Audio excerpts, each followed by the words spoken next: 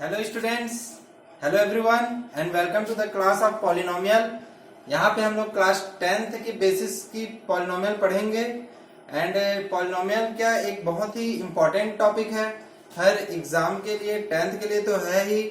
आगे जब भी फर्दर हम मैथ से पढ़ते हैं, फिजिक्स से पढ़ते हैं, कोई भी स्टूडेंट हो या फिर इंजीनियरिंग करें, अच्छे लेवल के कॉम्पिटिटिव एग्जाम में जो क्वेश्चन आते हैं उसमें पॉलिनोमियल बहुत यूज होता है। इसलिए इसको बेसिक से जानना बहुत ज्यादा इम्पोर्टेंट है।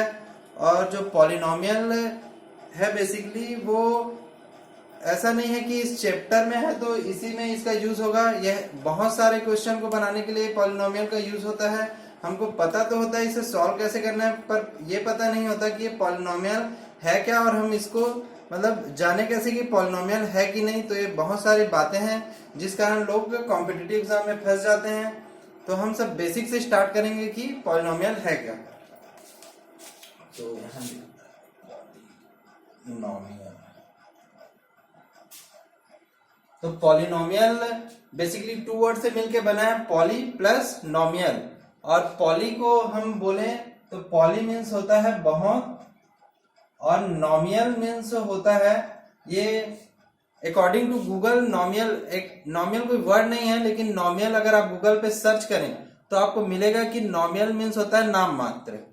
तो ये नाम मात्र, बहुत से जो नाम मात्र बहुत छोटे छोटे जो नाम मात्र सेगमेंट है, टर्म्स हैं, वो एक साथ मिलके क्या बनाते हैं, पॉलिनोमियल। इसको हम हिंदी से भी समझ सकते हैं कि हिंदी में इसको पॉलिनोमियल को कहते हैं बहुपद। बहुपद कहते हैं। और इसमें भी दो टर्म्स हैं जैसे आप देख रहे हैं, और आपको पता भी चल गया होगा कि बहु जो शब्द है वो किससे लिया गया है, बहुत से लिया गया है। और पद मीन्स, पद को इंग्लिश में हम टर्म्स लिख सकते हैं। तो जहां बहुत से टर्म्स एक साथ कंबाइन होंगे उसे हम क्या कहेंगे, पॉलिनोमियल कहेंगे। अब ये जरूरी नहीं है कि ये इसका डेफिनेशन है और ये एग्जैक्ट सही है, बस ये समझने के उद्देश्य से बहुत ही इजी है और इससे अच्छे से लोग समझ पाते हैं कि आखिर पॉलिनोमियल है क्या। इजी वे है समझने का, लेकिन ये एग्जैक्ट डेफिनेशन नहीं है। आगे हम डेफिनेशन देखते हैं और इसकी कंडीशन देखते हैं कि क्या क्या रहेगा जब इसमें कंडीशन, तब हम इसको पॉलिनोमियल कहेंगे। ठीक है।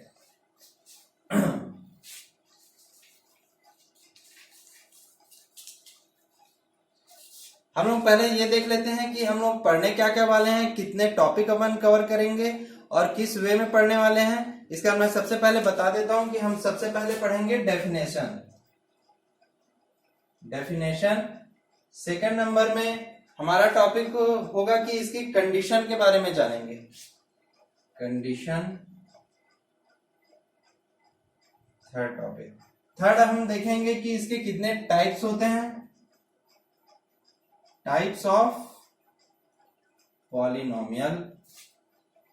एंड फोर्थ हमारा होगा, फोर्थ में हम पढ़ेंगे जीरोस, जो कि सबसे इंपॉर्टेंट टॉपिक है पॉलिनोमियल का, कि जीरोस कैसे फाइंड करना है पॉलिनोमियल के। सबसे इंपॉर्टेंट है, 10th क्लास के क्वेश्चन इसी से आते हैं और बहुत यूजफुल है। जीरोस हमारा फोर्थ टॉपिक हो गया। फिफ्थ टॉपिक हमारा होगा relationship between zeros and coefficient of variable. ठीक है, पांचवा टॉपिक हमारा ये हो गया। सिक्स्थ टॉपिक हमारा होगा डिवीजन रूल। बहुत ही इंपॉर्टेंट टॉपिक है ये भी। सिक्स्थ टॉपिक है डिवीजन रूल, बहुत ही ज्यादा इंपॉर्टेंट है क्योंकि इसी से ही क्वेश्चन आते हैं, इसी के आसपास से ही क्वेश्चन आएंगे और फर्दर इसी का यूज है डिवीजन रूल। हर ये सब जानते भी हैं, डिवीजन रूल डिवाइड करना सबको आता है। वैसे इसमें भी अपने पॉलिनोमियल में भी क्या है, डिवीजन रूल है। क्या करने के लिए, इसका जीरोस निकालने के लिए, जिसको हिंदी में शून्यक बोलते हैं। Okay, division rule. यहाँ पे 6 टॉपिक हो गए। अब 6 टॉपिक्स में हम देखते हैं कि कितना बेसिक से अपन स्टार्ट करेंगे और कोशिश करेंगे कि डिवीजन रूल अच्छे से जाए, क्योंकि यही इसका हाई लेवल में इससे क्वेश्चन आते हैं और इसके क्वेश्चन से ही आपको घुमा सकते हैं क्वेश्चन 10th क्लास में कि डिवीजन रूल ये है तो आपको कुछ दे दिया जाएगा, इसके जीरोस ये हैं तो आप इसके फैक्टर फाइंड कीजिए या फिर इसको प्रूफ कीजिए, ऐसा कुछ क्वेश्चन आएंगे। तो सबसे पहले अपन डेफिनेशन से स्टार्ट करते हैं।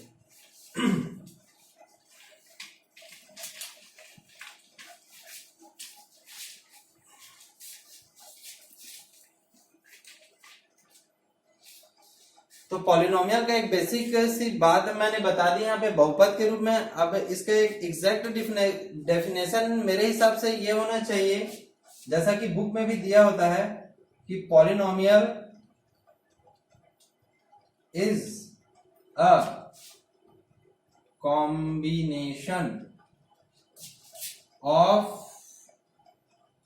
Terms which is separated by plus or minus sign।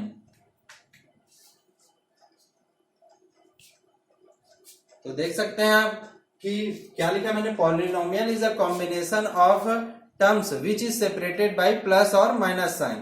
तो हम यहाँ पे एग्जांपल देखते हैं। Example 5 plus 5x plus 3। 5 plus 5 क्या हो जाएगा, क्या ये पॉलिनोमियल है? क्योंकि मैंने कहा कि यहाँ पे कॉम्बिनेशन ऑफ टर्म्स होने चाहिए और 5 प्लस 5 इज अ, ये एक टर्म हो गया, इज अ सेकंड टर्म। तो 5 प्लस 5 दो अलग अलग टर्म है। यहाँ 5 की जगह मैं सेम ना लेके 6 ले लेता हूँ, तो दोनों अलग अलग टर्म्स है 5 प्लस 6 और ये सेपरेट है किससे, प्लस से। सेपरेट का मतलब ये नहीं है कि अलग ही होना, सेपरेट मतलब ये दोनों के बीच में जो साइन है उसे हम सेपरेट के रूप में यूज कर रहे हैं। प्लस हो सकता है या माइनस हो सकता है, जैसा डेफिनेशन में मैंने लिखा है। तो 5 प्लस 6 ये दो टर्म्स हैं और बीच में प्लस का साइन है, तो इसको पॉलिनोमियल होना चाहिए। पर 5 प्लस 6 तो 11 हो गया, तो क्या ये पॉलिनोमियल होगा कि नहीं होगा, देखते हैं अभी। ये हो गया 5 प्लस एक्स 5x प्लस 3। तो इसमें एक क्या है, वेरिएबल टर्म आ गया, जो अभी पढ़ेंगे वेरिएबल क्यों होता है इसमें। ये आ गया अपना वेरिएबल।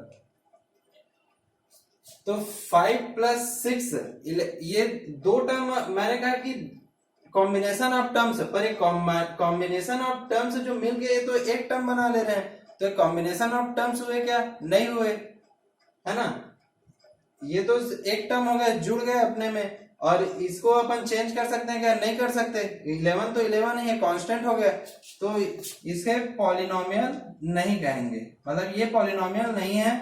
और जब इसमें वेरिएबल है, वेरिएबल प्लस कांस्टेंट है, इस फॉर्म में है कि उसमें एक्स वाई है, जो भी वेरिएबल है एक्स वाई वेरिएबल होते हैं, अभी पढ़ेंगे हम। तो इस मतलब ये जस्ट एग्जांपल ये कि डेफिनेशन के लिए कि ये एग्जांपल होते हैं 5x प्लस 3। तो ये क्या हो गया, अब हम इसको 5x प्लस 3 को अलग किसी वे में रिप्रेजेंट कर सकते हैं क्या, बिल्कुल नहीं कर सकते, क्योंकि 5x प्लस 3 को हम क्या लिखेंगे, 5x प्लस 3 लिखेंगे, चाहे वो कहीं भी हो। मतलब जब तक हमें x की वैल्यू ना मिले हम उसको चेंज नहीं कर सकते। 5x प्लस 3 को जोड़ भी नहीं सकते, अलग भी नहीं कर सकते। तो 5x प्लस 3 दो टर्म्स भी हैं और अलग है और बीच में सेपरेटेड है प्लस से, तो ये पॉलिनोमियल है। इसको कई लोग बोलते हैं कि ये कांस्टेंट पॉलिनोमियल है, पर ऐसा आपकी बुक में नहीं दिया गया है, इसलिए हम इसको पॉलिनोमियल बिल्कुल नहीं मानेंगे। ये एक कांस्टेंट टर्म है और पॉलिनोमियल आपको जो इस फॉर्म में दिखेगा, जो एक वेरिएबल होगा, तो उसको हम पॉलिनोमियल बोलेंगे। ठीक है, आगे देखते हैं, आगे कंडीशन है उसमें और अच्छे से समझ में आएगा। ठीक है,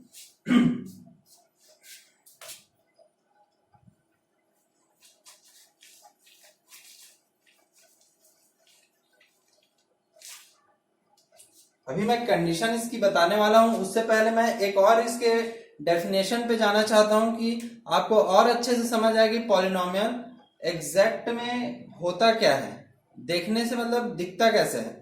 कंडीशन से हम पता करेंगे कि है कि नहीं, लेकिन हम पहले देख लेते हैं, जिसको आगे यूज करेंगे। अभी सिर्फ देखना है और समझना है उसको। ठीक है, a x square plus b x plus c is a polynomial, is a polynomial, मैंने बोल दिया कि ये पॉलिनोमियल है when a b c not equal to 0। A b c क्या होने चाहिए, सॉरी नॉट इक्वल टू 0 नहीं, a b c should B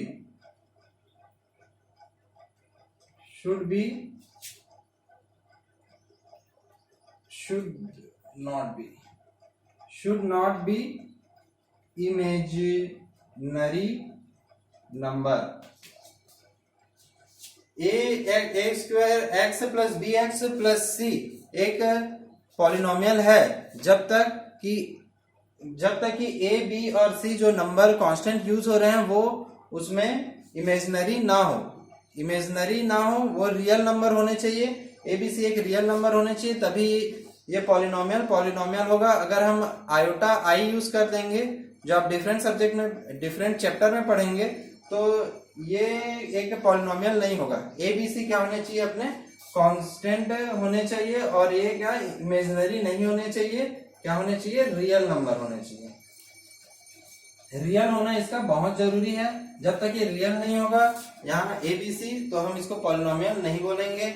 और इसमें अगर ये जैसे दिख रहा है आपको, इसकी x की पावर 2 दिख रही है, x की पावर 1 दिख रही है, 2 है 1 है, तो ये जो नंबर्स हैं उसके बारे में भी अपन कंडीशन में पढ़ेंगे कि ये 2 क्यों है, ये 1 क्यों है, ये सब अपन कंडीशन में देखते हैं। इसमें ये एक सिर्फ डेफिनेशन था कि x plus b x plus c is a polynomial when a b c should be real number, imaginary नहीं होनी चाहिए।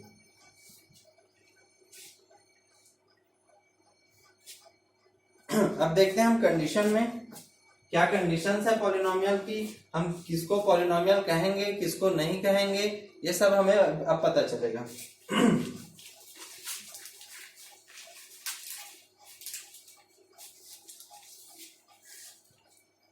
तो अपना सेकंड टॉपिक था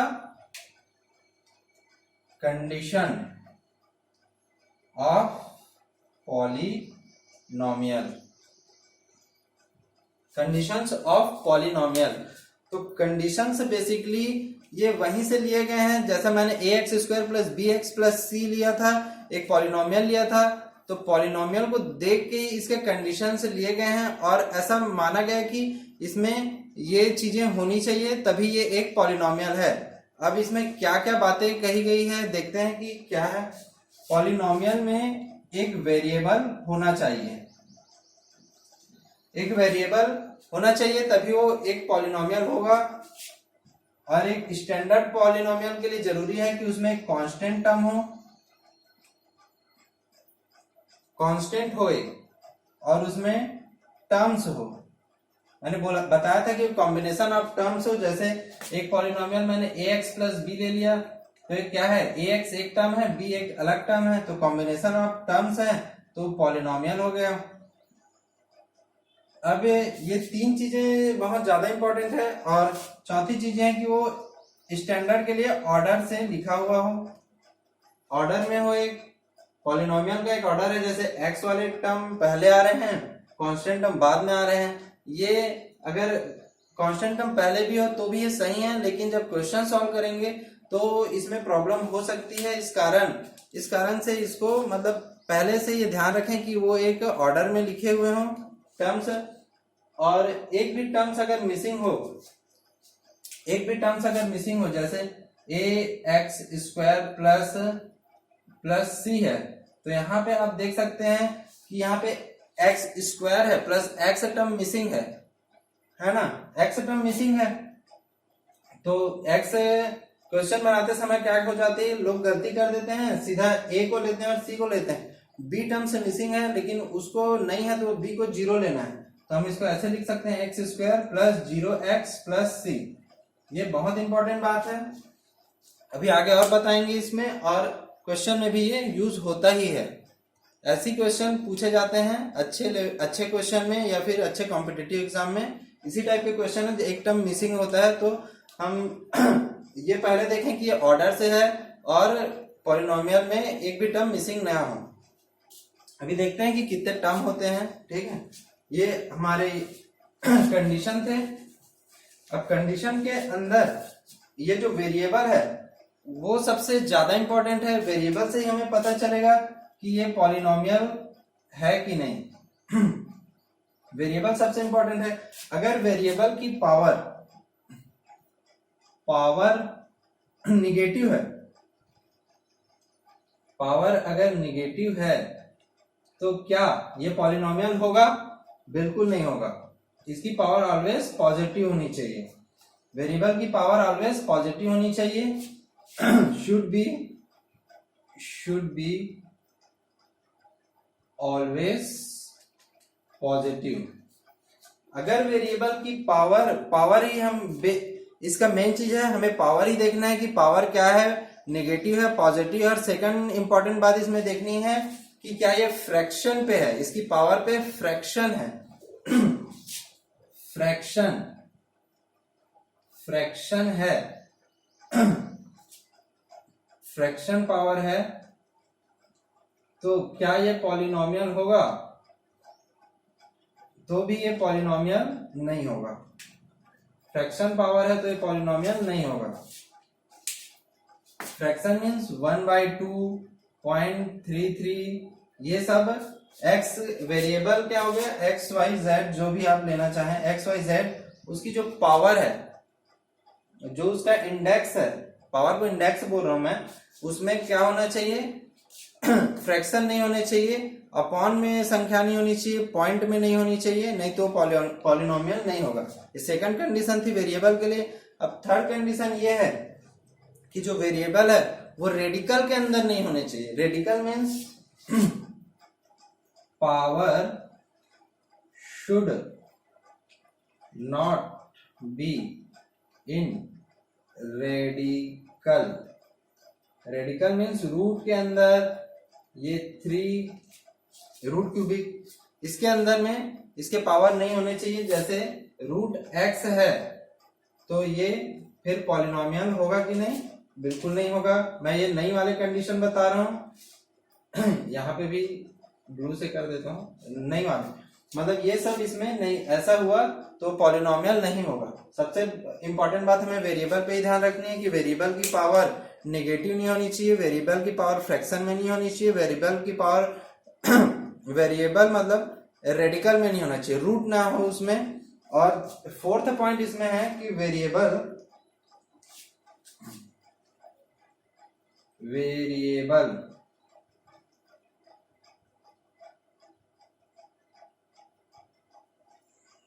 should not be in, variable should not be in denominator. अगर variable denominator में है तो वो पॉलिनोमियल नहीं होगा। Variable means x y z, और वो अगर 3/x+2 है, ये क्या डिनोमिनेटर में आ गया वेरिएबल, तो ये पावर, तो अगर ये ऊपर जाएगा तो x, अगर x को ऊपर ले जाए तो x की पावर -1 हो जाएगा।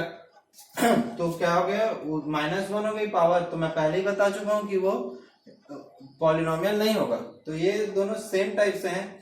तो इससे पता चलता है कि इतने सारे कंडीशन है, 4 कंडीशन बताया मैंने, उससे सेम से भी हैं, लेकिन इसको डायरेक्ट देख के जानना बहुत जरूरी है, क्योंकि ऐसे क्वेश्चन भी आते हैं कि ये ऐसे क्वेश्चन दे देंगे कुछ अच्छे क्वेश्चन के अंदर, तो हमें पता करना रहेगा कि ये तो पॉलिनोमियल है ही नहीं। तो ये इसको भी जानना बहुत जरूरी है। तो मैं 4 कंडीशन बताया कि ऐसे नहीं होने चाहिए, तो ये पॉलिनोमियल नहीं है। अब हम आगे देखते हैं इसके अलग से।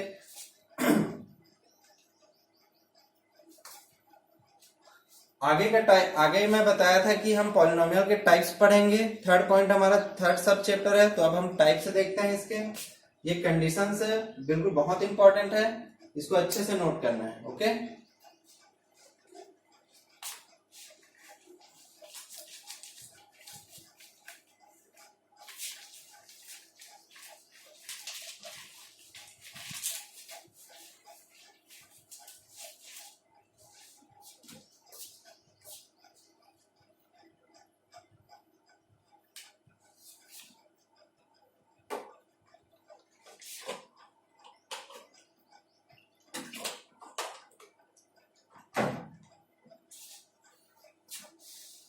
तो अगर मैं एग्जांपल दूं, थर्ड अपन स्टार्ट करेंगे जो है टाइप्स। उससे पहले हम एक प्रैक्टिस कर लेते हैं। प्रैक्टिस बहुत जरूरी है कि पॉलिनोमियल अब किसे कहेंगे, टर्म्स मैंने बता दिए, इसे कंडीशन बता दिए। अब हम ये देखते हैं कि क्या कंडीशन को हम अप्लाई कर पा रहे हैं और बता पा रहे हैं कि पॉलिनोमियल है कि नहीं। तो अपन कुछ एग्जांपल देखते हैं। First example is 5, second example is 3x plus y, 3x minus 3x plus 2 लिख देते हैं, 3x plus 2 and fourth one is root 3x plus 4, fifth one is 3y plus 2x, sixth one is 12x 12 and seventh is 3x square plus 2xy power 4 plus